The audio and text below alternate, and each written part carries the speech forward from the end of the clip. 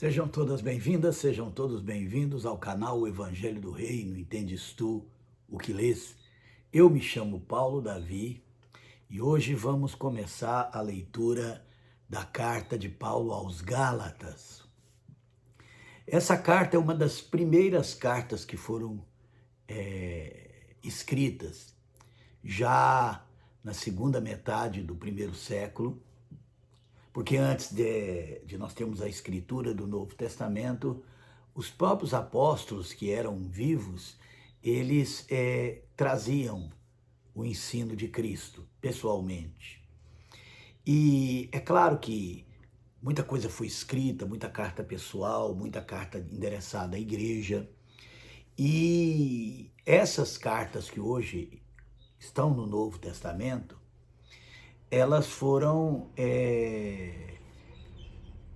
tidas como escritura ao longo dos séculos, né? Só lá na época, já que a igreja havia sido aceita pelo Império Romano, é que eles começaram a juntar essas cartas, esses fragmentos de escrituras, de cartas, algumas que nós encontramos aqui como sendo do próprio apóstolo Paulo, na verdade não foi bem escrita por ele, não dessa forma, mas ajuntamento de ensinos de Paulo, ajuntamentos de textos, de pequenas cartas que compuseram, né, foram compiladas e tidas como fundamentais para a fé cristã. Mas eu gostaria de começar lendo hoje essa carta, porque essa carta para mim ela é muito importante, porque o grande objetivo do apóstolo Paulo, quando escreveu essa carta aos Gálatas, e os Gálatas são povos que não, várias igrejas ali da Galácia que não eram judeus. Nós sabemos que o ministério do apóstolo Paulo foi focado àqueles que não eram judeus. Mas por incrível que pareça, a primeira igreja lá de Jerusalém, cuja grande maioria ou quase a totalidade eram de judeus, elas vão ver surgir no meio dessa igreja aqueles pensamentos que ainda estavam muito presos ao judaísmo. E isso é fácil a gente entender, porque a vida espiritual, a espiritualidade é algo que é cultivada, né? Então muitas pessoas nasceram dentro da igreja, filhos de cristãos que já eram da igreja, ou que vieram, né, já mais tarde para a igreja, e nessa compreensão de Cristo, muita coisa ficou a desejar. E muitos ensinos acabaram contaminando muitos dentro de toda a igreja. E é o que parece aqui que aconteceu com os Gálatas, né? Vamos ler então. Gálatas capítulo 1. Eu, Paulo, escrevo essa carta. Eu que fui chamado para ser apóstolo, não por pessoas ou por meio de uma pessoa, mas por Jesus Cristo e por Deus o Pai, que ressuscitou Jesus da morte. Todos os irmãos que estão aqui comigo mandam saudações à igreja de Gálatas. Essa saudação de Paulo é muito interessante. Por quê? Porque ele começa dizendo o seguinte, que ele era apóstolo e que foi chamado por Deus para ser apóstolo dos chamados gentios ou não judeus. E alguém poderia objetar, né? Perguntar ou questionar, mas Paulo não conheceu pessoalmente a Jesus. Quando ele converteu, já havia algum tempo que Jesus havia morrido, mas aqui Paulo fala uma coisa muito interessante. Ele conheceu Jesus sim, mas Jesus ressuscitado. E esse é um ponto importante. Jesus apareceu para Paulo, mas de uma forma bem diferente do que os apóstolos que andaram com ele. Porque não haviam só os apóstolos que andaram com ele.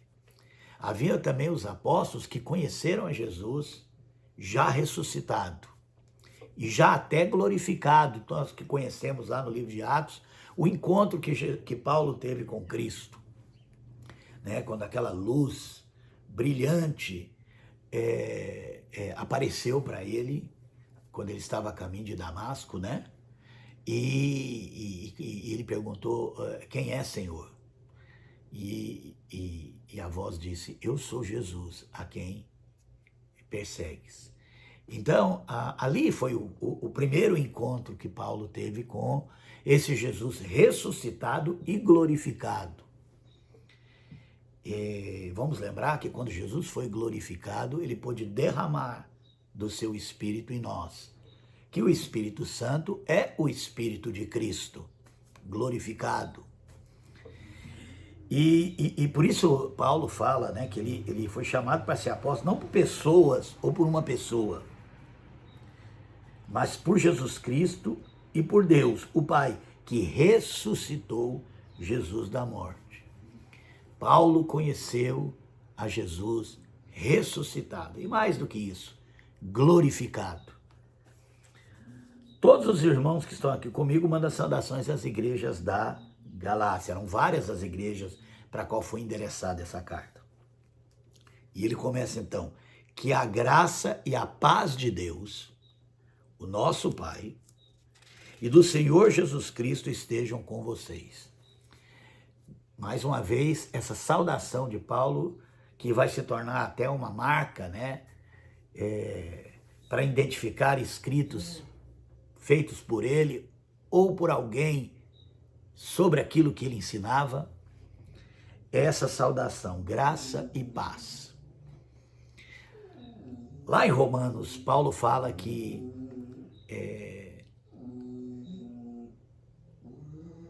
nós temos paz para com Deus por meio de Jesus Cristo. E essa é algo interessante, nós temos paz para com Deus por meio de Jesus Cristo. Ou seja, a paz vem da graça.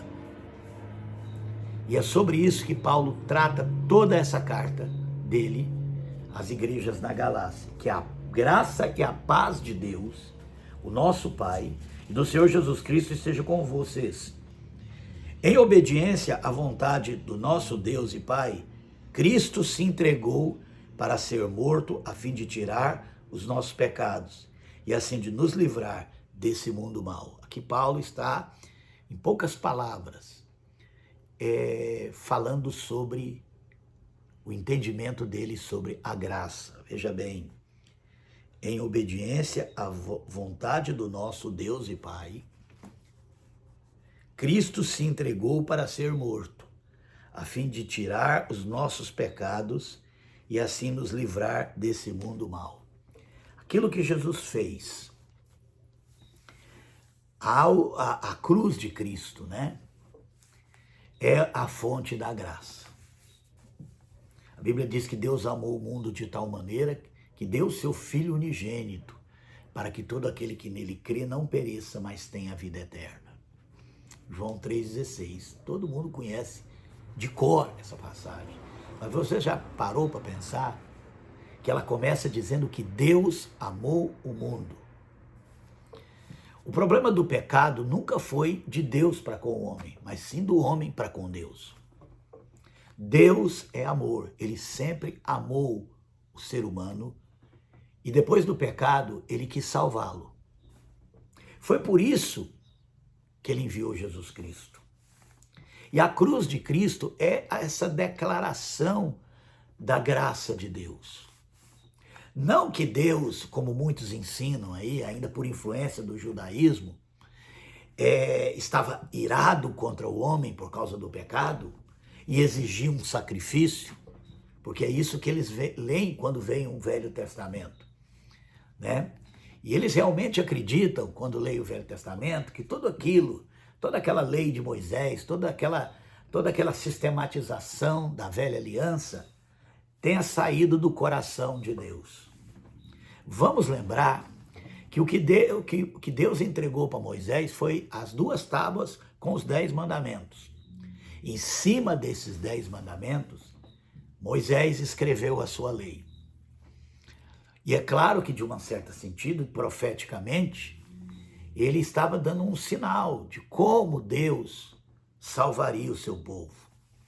Então é isso que está por trás de todos aqueles sacrifícios que haviam no Velho Testamento. Mas, na verdade, o grande sacrifício da cruz não tem nada a ver com exigência de Deus para nos perdoar, para nos salvar. Ao contrário, o fato de Jesus ter morrido por nós, se entregado por nós, morrido na cruz, é um testemunho de que Deus nos ama. É um testemunho de que o próprio Deus deu a sua vida por nós, entregou-se por nós. É isso o significado da cruz. A cruz não é um sacrifício para aplacar a ira de Deus. A cruz é uma manifestação, inclusive a mais perfeita, do amor de Deus. É por isso que nós encontramos lá em Apocalipse uma referência que diz que, falando sobre Jesus, dizendo que o Cordeiro foi morto desde a fundação do mundo. Ou seja, já estava no coração de Deus o entregar-se pelo homem que ele havia criado. Isso é a graça de Deus, um dom imerecido. A graça de Deus é o perdão que ele nos concede desde antes da fundação do mundo, desde antes o pecado entrar no mundo, porque o perdão faz parte do amor. E o amor é a essência de Deus. Isso é graça. E por que eu estou dizendo isso? Porque mesmo aqueles cristãos convertidos do judaísmo, eles nunca compreenderam, provavelmente nunca compreenderam, grande maioria nunca entendeu isso que o apóstolo Paulo pregava, e isso que eu estou dizendo aqui. A tendência sempre foi pensar que Jesus foi o perfeito sacrifício para aplacar a ira de Deus contra os homens. Que era uma exigência, a morte, o derramamento do sangue para haver remissão do pecado. E eles entendiam isso de forma literal. Eles nunca entenderam que a remissão do pecado pelo sangue derramado é de fato uma declaração de amor e perdão divino antes da fundação do mundo. E é esse tipo de entendimento, muito focado ainda na velha aliança, que sempre foi um grande problema, né? Essa tentativa de harmonizar a velha aliança com a nova, não no sentido que a velha aliança aponta para a nova, mas no sentido de tentar ver ali, naquelas figuras, sacrifícios, cultos e oferendas e tudo mais que havia naquele culto da velha aliança, algo literalmente passado para a nova aliança. E com isso vai também a ideia da lei. E a ideia de que Jesus morreu para perdoar os nossos pecados, mas para que nós sejamos salvos, nós temos que, de alguma forma, obedecer à lei. Vamos continuar. Olha o que ele diz no verso 6. Estou muito admirado com vocês, pois estão abandonando tão depressa aqueles que os chamou por meio da graça de Cristo. E estão aceitando outro evangelho. Porém, eu falo assim porque há algumas pessoas que estão perturbando vocês, querendo mudar o evangelho de Cristo. Mas se alguém, mesmo que sejamos nós, ou um anjo do céu, anunciar a vocês um evangelho diferente daquele que temos anunciado, que seja amaldiçoado. Pois já dissemos antes e repetimos, se alguém anunciar um evangelho diferente daquele que vocês aceitaram, que essa pessoa seja amaldiçoada. Por acaso eu procuro a aprovação das pessoas? Paulo está começando a dizer o seguinte, olha, se tem irmãos gente que se diz irmão, ou mesmo irmãos que não têm compreensão do Evangelho, que está perturbando vocês, tentando empurrar vocês de volta para a velha aliança, para a lei de Moisés. E quando eu falo velha aliança, lei de Moisés, eu não estou me referindo especificamente aos mandamentos do Velho Testamento. Mas essa maneira de compreender de que precisamos obedecer à lei para podermos agradar a Deus, para podermos obter favor de Deus. Aquela ideia, né, que Deus me abençoa porque eu sou fiel, isso não tem nada a ver com a graça. Deus nos salva porque Ele nos ama. Isso não quer dizer que nós vamos viver no pecado, muito pelo contrário. O amor de Deus é que nos constrange a deixar o pecado. É o amor de Deus. É o fato dele ter nos perdoado, ter nos salvado. É que nos leva a deixar o pecado. Não é ao contrário, como muitos entendem. Que à medida que eu sou obediente, então eu estou alcançando o favor de Deus. Né? E é isso que eles fazem quando diz que as pessoas precisam dar dízimos, que as pessoas precisam pertencer a uma determinada denominação, frequentar cultos, obedecer os pastores e tudo mais. E caso elas não façam isso, elas vão ficar fora da graça de Deus. A graça de Deus não tem nada a ver com isso. Era esse tipo de ensino que estava sendo espalhado no meio dos primeiros cristãos.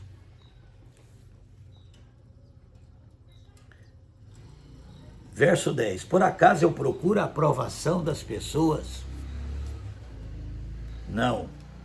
O que eu quero é a aprovação de Deus. Será que agora estou querendo agradar as pessoas? Se estivesse, eu não seria servo de Cristo. Não é à toa que Paulo fala, se ainda um de nós, ou um anjo do céu, vos anunciar outro evangelho, que seja maldito. Que seja maldito. Por quê? E nós vamos ver isso nessa carta, e quem estuda o Novo Testamento, e quem estuda a igreja no primeiro século, sabe que um dos grandes problemas foi essa transmissão, essa contaminação do judaísmo dentro da nova aliança. E isso chega até os nossos dias.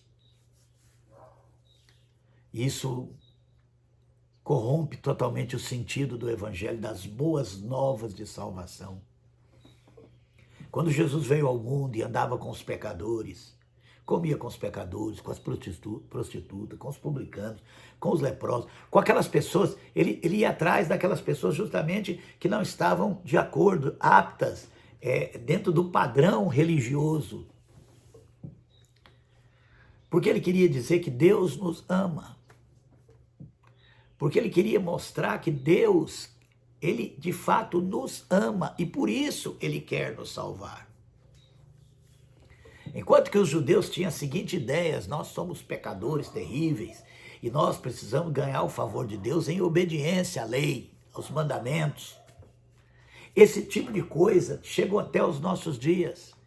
Quantos líderes religiosos falam de graça, mas na prática eles estão ensinando um outro evangelho, porque eles estão introduzindo elementos da velha aliança, de alguma coisa que foi superada, que passou, que foi cumprida plenamente em Cristo. Se você quer ficar preso ao sacrifício, o sacrifício de Cristo é o sacrifício perfeito, segundo apontado pela velha aliança. Mas Jesus veio muito mais do que para ser o sacrifício perfeito. Ele veio para tirar o pecado do mundo.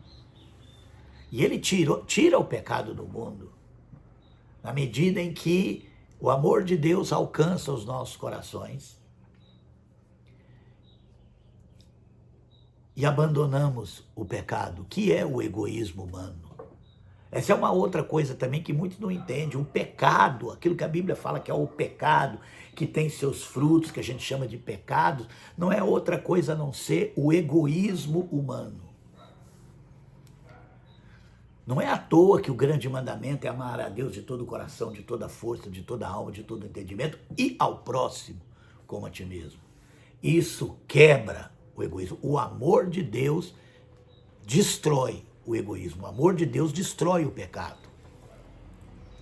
Isso não tem nada com obediência de normas, de frequentar igreja, de obedecer os mandamentos e de coisas que foram sendo introduzidas ao longo dos séculos, né?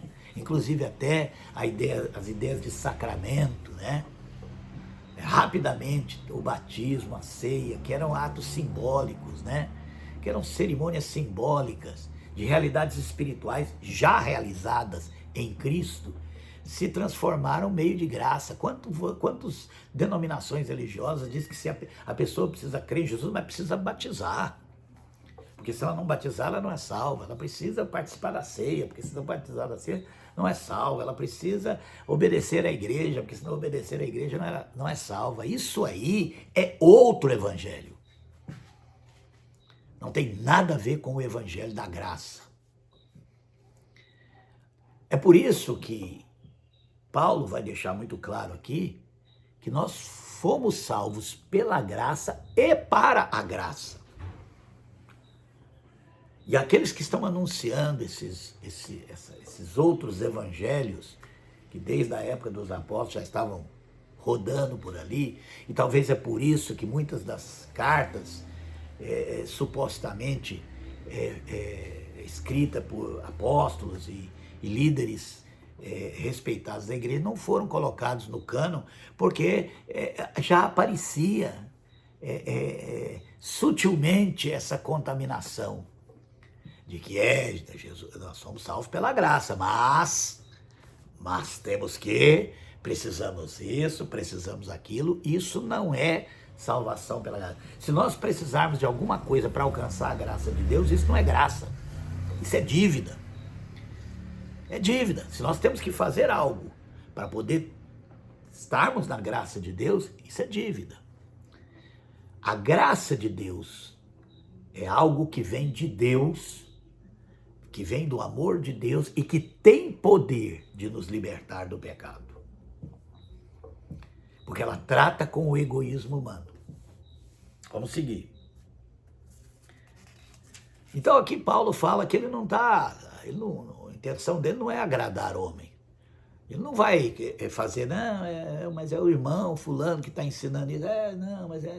Não, ele é muito claro. Maldito aquele que vos ensinar outro evangelho que vá além do evangelho de Cristo, o evangelho da graça, o evangelho que os Gálatas haviam recebido. Verso 11, meus irmãos, eu afirmo a vocês que o evangelho que eu anuncio não é uma invenção humana. Eu não recebi de ninguém, e ninguém o ensinou a mim, mas foi o próprio Jesus Cristo que o revelou para mim. O próprio Jesus Cristo. Lembra, Paulo conheceu Jesus ressuscitado e glorificado. Vocês ouviram falar de como eu costumava agir quando praticava a religião dos judeus? Sabe como eu perseguia sem dó nem piedade a igreja de Deus e fazia tudo para destruí-la? Quando praticava essa religião, eu estava mais adiantado do que a maioria dos meus patrícios da minha idade e seguia com mais zelo do que eles as tradições dos meus antepassados. Então Paulo aqui fala que no judaísmo, ele era, do tempo dele, na idade dele, um dos mais dedicados, zelosos, obedientes às tradições. Ou seja, aquelas práticas que vinham desde o Velho Testamento. Quando praticava essa religião, eu estava mais adiantado. Ele fala que verso 15, porém Deus, na sua graça, me escolheu antes mesmo de eu nascer e me chamou para servi-lo. Antes mesmo de eu nascer. Sabe o que Paulo quer dizer? Antes de eu fazer bem ou mal. Não foi que Deus olhou para mim e viu que eu era um judeu fiel e por isso ele me chamou. Nada a ver. Ele me chamou antes de eu nascer.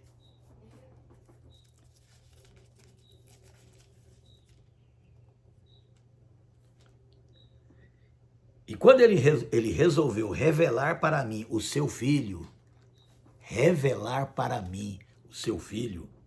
a fim de que eu anunciasse aos não-judeus a boa notícia a respeito dele, eu não fui pedir conselhos a ninguém.